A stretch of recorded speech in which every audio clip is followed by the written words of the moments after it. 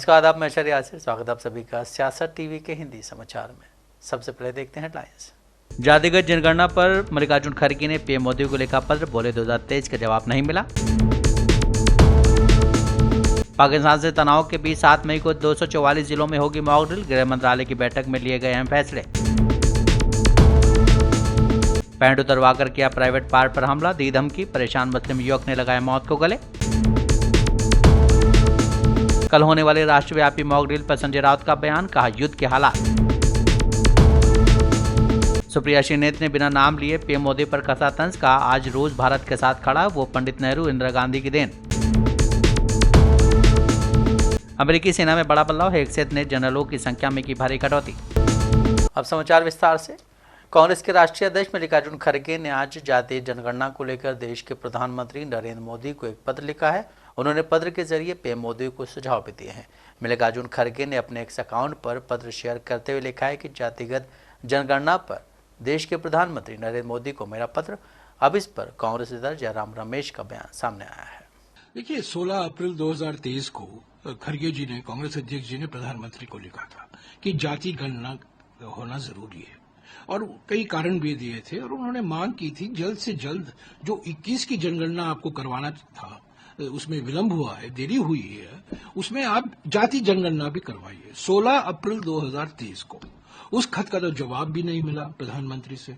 तो कल रात को वापस कांग्रेस अध्यक्ष जी ने प्रधानमंत्री को फिर से लिखा है कि अचानक आप भोखलाए हुए, घबराए हुए आपने अचानक घोषणा कर दी कि जाति जनगणना होने वाली है। शोक मना रहा है सारा देश, पीड़ित है, पहलगाम आतंकवाद हमले जो हुए हैं, चिंतित हैं, एक माहौल अलग सा है। पर उस बीच आपने डेस्परेटली, एक घबराए हुए आपने यू टर्न लिया और कहा जाति जनगणना आप कराएंगे। आपने तो राहुल जी को, खड़गे जी को, सारे कांग्रेस पार्टी के नेताओं को अर्बन नक्सल बताया। आपने कहा हम विभाजनकारी हैं, हम विभाजन करना चाहते हैं क्योंकि हम जाति जनगणना की मांग कर रहे हैं। एक हो तो सेफ हो, यही तो नारे चले थे ना। पर अचानक प्रधानमंत्री ने अपना मन बदल दिया। ठीक है, क्यों बदले वो अलग की बात है। तो कल कांग्रेस अध्यक्ष जी ने 3 सुझाव दिए हैं। उन्होंने कहा, पहला सुझाव, महत्वपूर्ण सुझाव, जो प्रश्नावली आप तैयार करते हैं वो सही तरीके से आप तैयार कीजिए। देखिए, मेरे पास जो सेंसस कमिश्नर है, सेंसस कमिश्नर की ओर से जो प्रश्नावली तैयार की गई है, जो क्वेश्चनेयर है, जो अनुसूची है, इसमें 34 सवाल दिए गए हैं। इस 34 सवालों में से 13वां सवाल जाति से जुड़ा हुआ है और ये क्या कहता है कि क्या आप एससी हैं या एसटी हैं या अदर हैं। ये सवाल है। ये तो जाति जनगणना ऐसा तो नहीं हो पाएगा ना। एक सवाल, 34 में से एक सवाल, और वो भी क्या आप अनुसूचित जाति के हैं या आप अनुसूचित जनजाति के हैं या आप अन्य कैटेगरी में शामिल होते हैं। पहलगाम टेररिस्ट अटैक पर एआईएमआईएम प्रमुख असदुद्दीन ओवैसी ने कहा कि इस घटना की जितनी निंदा की जाए वो कम है। हमने देखा कि कैसे पाकिस्तान से आए दहशतगर्दों ने यहाँ के 26 लोगों की जान ले ली। ये तो दरिंदगी है। ये घटना बहुत ही दर्दनाक थी। इस घटना से सबसे बड़ा नुकसान कश्मीर के लोगों को हो रहा है क्योंकि वहाँ से पर्यटक चले गए हैं। हम चाहते हैं कि हमारी सरकार इसका करारा जवाब दे। यही हमने सर्वदलीय बैठक में भी कहा था। साहब, अभी जो सूरत हाल है, किस तरह से आप देखते हैं पहलगाम अटैक के बाद जो सिचुएशन बनी है मुल्क में भी और स्पेशली कश्मीर में? देखिए, ये तो एक दहशतगर्दाना, बुज़दिलाना हमला है और जितना भी उसकी मजम्मत, जितनी भी उसकी मजम्मत की जाए बहुत कम है। और हमने देखा कि कैसे पाकिस्तान से आए हुए दहशतगर्दों ने यहाँ पर 26 लोगों की जानें ले ली। और सबसे दर्दनाक और इंसानियत सोच बात यह है कि ख़वातीन को, बच्चों को अलग करके मर्दों से उनका मज़हब पूछना और अगर कलमा नहीं बोल सके तो उनको गोली मारना, ये तो दरिंदगी है। ये तो जाहिर है ये एक बड़ा ही तकलीफ़देह और दर्दनाक वाक़या है और हम इसकी मजम्मत किए हैं और मजम्मत करते हैं। और दूसरा ये कि इससे सबसे बड़ा नुकसान तो कश्मीर के लोगों को हो रहा है। इतना बड़ा टूरिस्ट यहाँ से चला गया। तो अब हम तो ये चाहते हैं कि इसका एक मौसर जवाब हमारी हुकूमत दे। ऑल पार्टी मीटिंग में भी हमने ये बात कही थी। संविधान बचाओ रैली के दौरान कांग्रेस नेता मल्लिकार्जुन खड़गे ने आज कहा है कि खुफिया विफलता है, सरकार ने इसे स्वीकार कर लिया है और वो इसे हल करेंगे। अगर उन्हें ये पता था तो उन्होंने कुछ क्यों नहीं किया। मुझे जानकारी मिली है कि हमले से 3 दिन पहले एक खुफिया रिपोर्ट पीएम मोदी को भेजी गई थी और इसीलिए उन्होंने कश्मीर जाने का अपना कार्यक्रम रद्द कर दिया था। मैंने ये एक अखबार में पढ़ा है। साथियों, देश में जो चल रहा है वो सब आपके सामने है। 22 तारीख को देश में एक बहुत बड़ा भयंकर आतंकवादी हमला हुआ। 26 बेगुनाह लोग मारे गए और सरकार ने ये माना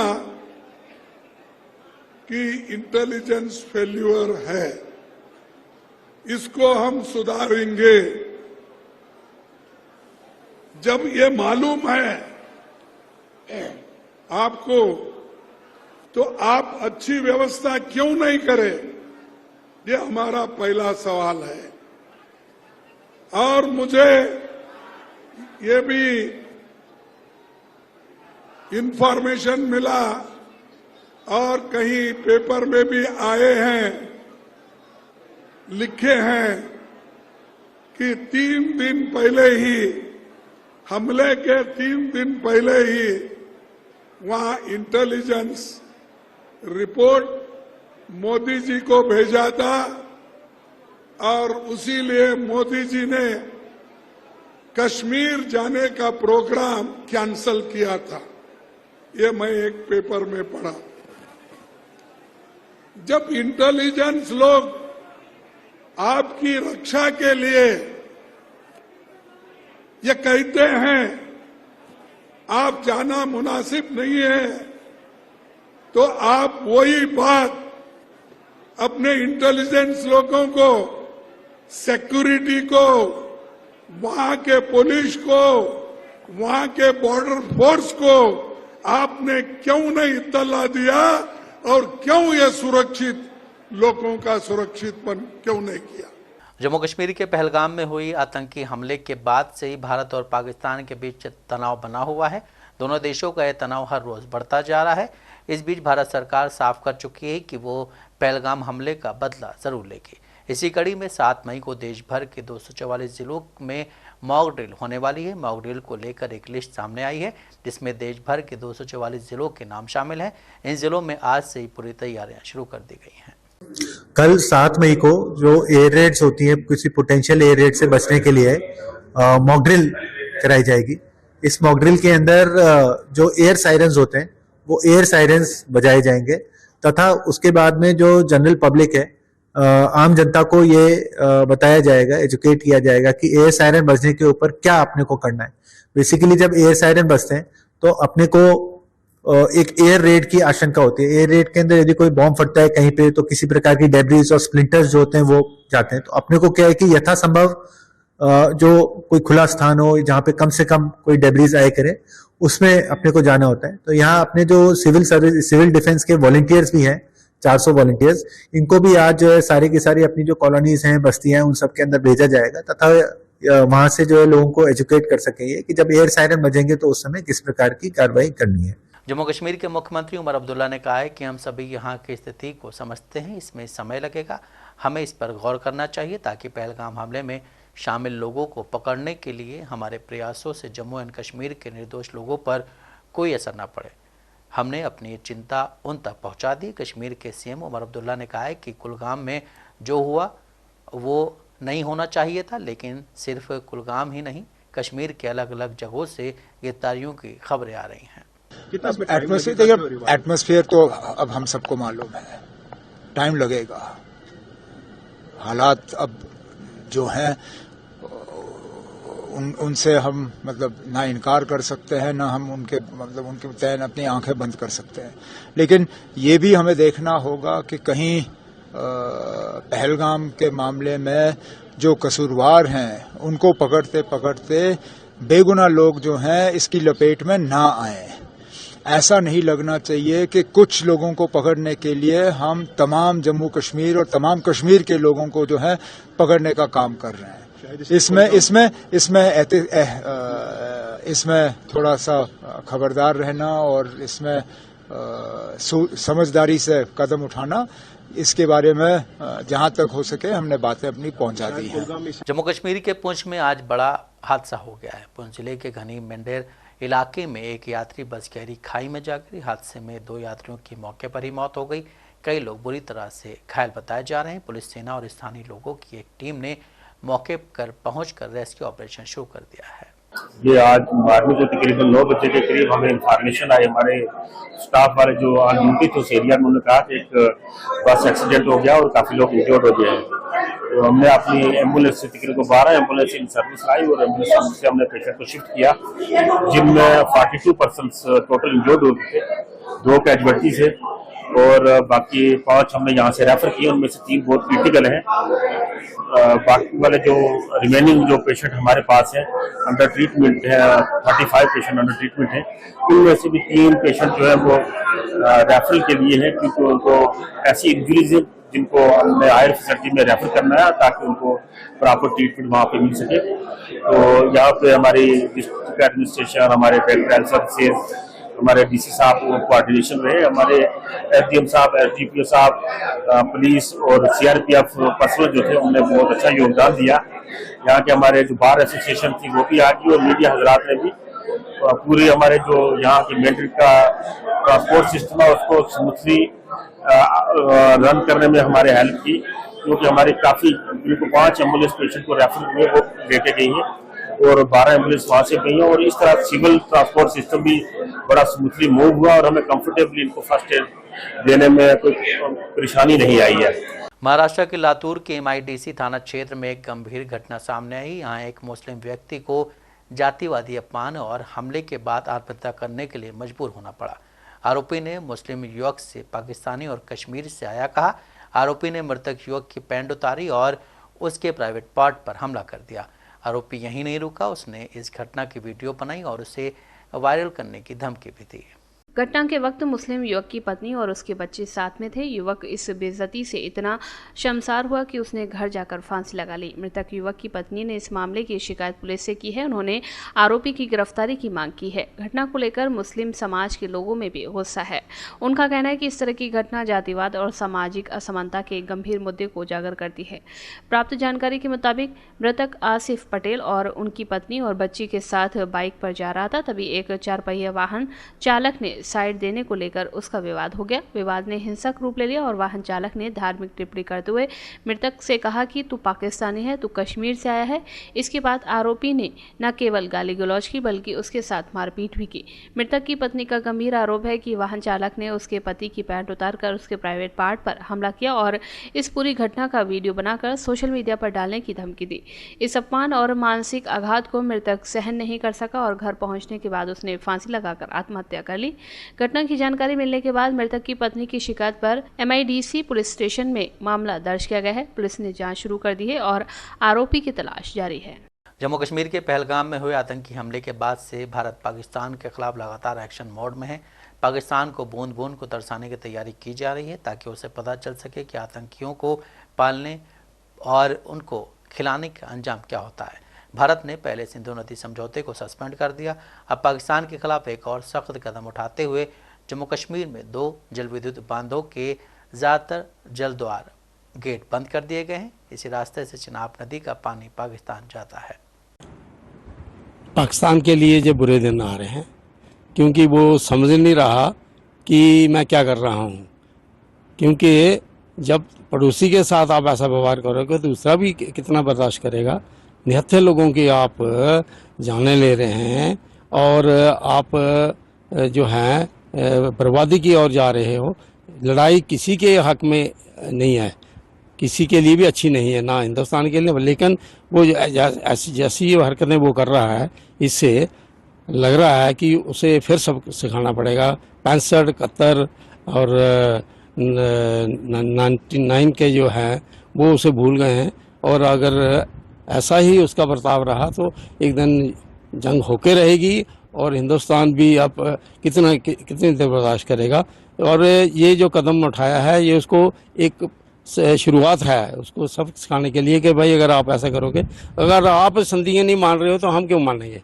ये प्रोजेक्ट जो है ये आज यहाँ इतनी बड़ी झील होनी थी, क्योंकि उन्होंने आकर यहाँ ऑब्जेक्शन किया था और यहाँ के जो 6 गेट थे वो बंद कर दिए थे, जिससे सिल्ट सारी जमा हो गई, हमारी ज़मीनें पीछे जो है वो बर्बाद हो गई।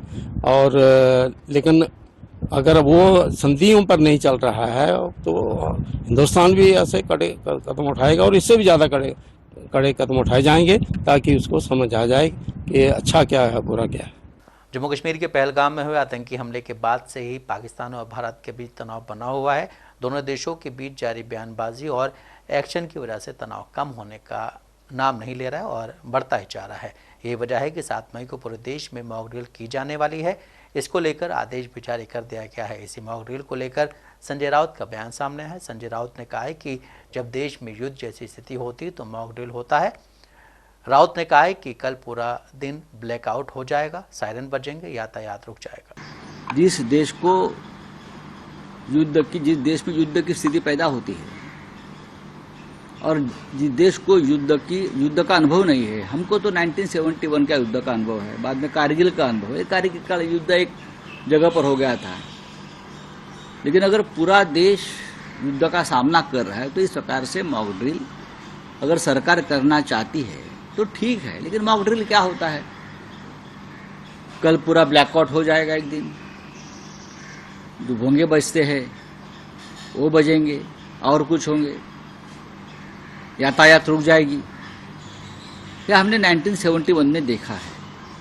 उस वक्त तो कम्युनिकेशन के कुछ साधन नहीं थे, अभी है। आप लोगों को दर दिन बता सकते हो क्या करना है क्या नहीं करना, जैसे आपने कोरोना काल में किया था। कोरोना में युद्ध था, सबसे बड़ा युद्ध था। पहलगाम में हुई आतंकी घटना के बाद भारत और पाकिस्तान के बीच तनाव बना हुआ है। पूरा देश पाकिस्तान पर कार्रवाई की बात कर रहा है। वहीं भारत ने पाकिस्तान पर कई कड़े प्रतिबंध लगाए हैं। आतंकवाद के खिलाफ लड़ाई में रूस के राष्ट्रपति व्लादिमीर पुतिन और देश के प्रधानमंत्री नरेंद्र मोदी से फोन पर बातचीत हुई है और पुतिन ने समर्थन का ऐलान किया है। वहीं रूस के इस संबंध पर कांग्रेस नेता सुप्रिया सेनेत ने बिना नाम लिए बीजेपी पर तंज कसा है। भारत के साथ आज रूस खड़ा है, ये हमारी उस विदेश नीति की देन है जिसको भारत की हर सरकार ने और जिसकी नींव पंडित नेहरू ने रखी थी। रूस के साथ हमारे अच्छे संबंध पंडित नेहरू की, इंदिरा जी की देन है।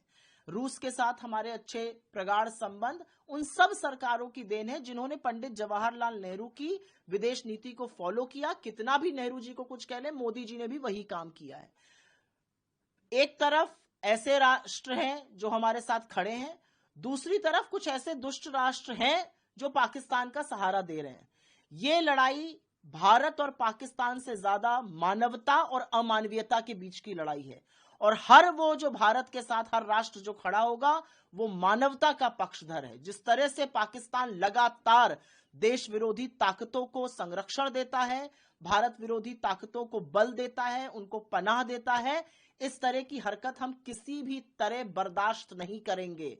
हम उस पार्टी के लोग हैं जिस पार्टी की लीडर इंदिरा जी ने पाकिस्तान को सबक सिखाया था, उसके 2 टुकड़े कर कर। तो मोदी जी से राहुल जी ने पहले भी कहा है, हम फिर से दोहराते हैं, ऐसी कार्रवाई हो कि देश के खिलाफ उठने वाली ये ताकतों के होश फाख्ता हो जाएं। जम्मू कश्मीर के पहलगाम में हुए आतंकी हमले में मारे गए लेफ्टिनेंट विनय नरवाल के परिवार से मिलने के लिए कांग्रेस नेता और लोकसभा में विपक्ष के नेता राहुल गांधी आज करनाल पहुंचे। उन्होंने दिवंगत विनय कुमार की पत्नी और उनके परिजनों से मुलाकात की। इससे पहले राहुल कानपुर शुभम त्रिवेदी के परिवार से मिलने पहुंचे। राहुल के दौरे को देखते हुए घर के आसपास और इलाके में भारी पुलिस बल भी तैनात किया गया है। विनय की पत्नी हिमांशी ने हमले के बाद देशवासियों से मुसलमानों और कश्मीरियों के प्रति नफरत न फैलाने की अपील की थी। उनके इस बयान के बाद सोशल मीडिया पर कुछ यूजर्स ने उन्हें ट्रोल किया, जबकि कुछ यूजर्स उनके पक्ष में भी आए। राहुल गांधी जी आ रहे हैं, हमारे देश का एक बच्चा, करनाल का बच्चा शहीद हुआ है, तो उसमें आ रहे हैं तो अच्छी बात है। हम भी उनके स्वागत में, लेकिन ये कंडोलेंस विजिट है, इसलिए हम नहीं चाहते कि किसी तरह का इनडिसिप्लिन हो। वो आएंगे, परिवार से मिलेंगे, उनको सांत्वना देंगे, आगे का प्रोग्राम मेरे को मालूम है। उत्तर प्रदेश सरकार में मंत्री ओपी राजभर ने कहा है कि पहलगाम आतंकी हमले के बाद देश की जनता चाहती है कि आतंकवादियों के खिलाफ कार्रवाई हो। ऐसे में गृह मंत्रालय लोगों को सचेत करने की कोशिश कर रहा है ताकि वो किसी भी हालत में घबराएं नहीं। विपक्ष के पास नकारात्मक बातें बोलने के अलावा और कुछ नहीं। मैं उनसे कहना चाहता हूं कि वो देश और देश की जनता के हित के विषय में सोचें। देखिए, देश की सुरक्षा के मद्देनजर पहलगांव घटना के बाद देश में जो देश के लोगों की चाहत है कि जो आतंकवादी भारत पे घटना किए हैं भारत में, जम्मू कश्मीर में, उसका बदला लिया जाए, आतंकवादियों को सफाया किया जाए। ऐसी स्थिति में गृह मंत्रालय ने पूरे देश में एक माहौल लोगों को सुरक्षित रहने के लिए, जब जो हमारे लड़ाकू विमान रिहर्सल करें तो उसकी आवाज से, उसके ध्वनि से घबराएं न, उससे कैसे संतुलन बनाएं, इसको लेकर के जानकारी देने के लिए सबको अलर्ट किया जा रहा है। विपक्ष के पास नेगेटिव बोलने के अलावा कोई पॉजिटिव सोच नहीं है। वो हमेशा भारत के लोगों के खिलाफ उनकी शंकाएं बनी रहती हैं और ऐसे विपक्षी लोगों से कहूंगा कि देश के प्रति सोचिए, देश में रहने वाले लोगों के हित के विषय में सोचिए और उनके मनोबल को तोड़ने का काम मत करिए, मनोबल बढ़ाने का काम करिए। अमेरिका के रक्षा सचिव पीट हेग्सेथ ने सोमवार को सेना के नेतृत्व के तरीके में बड़े पैमाने पर बदलाव के आदेश दिए। जैसे ट्रंप आए दिन आदेशों से सबको चौंकाते रहते हैं, वैसे उनके रक्षा सचिव ने यही करके दिखाया है। रक्षा सचिव ने सेना के सर्वोच्च रैंक वाले अधिकारियों की एक बड़ी संख्या में कटौती करने का फैसला लिया है।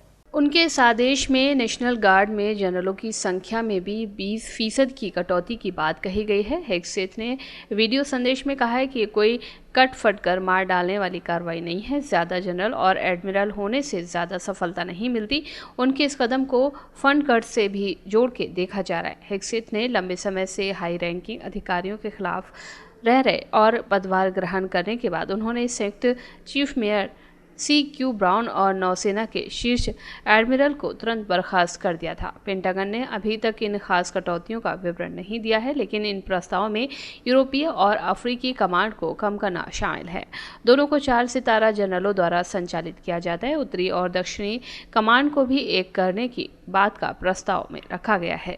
हेग्सेथ ने अपने इस आदेश को सबसे व्यापक समीक्षा बताया। साथ ही इसकी तुलना 1986 में Goldwater Nichols Defense Reorganization Act के नाम से जाने जाने वाले बिल से की है। हिंदी समाचार यहीं समाप्त होता है। मुझे दें इजाजत। बाकी खबरों के लिए आप बने रहें सियासत टीवी के साथ।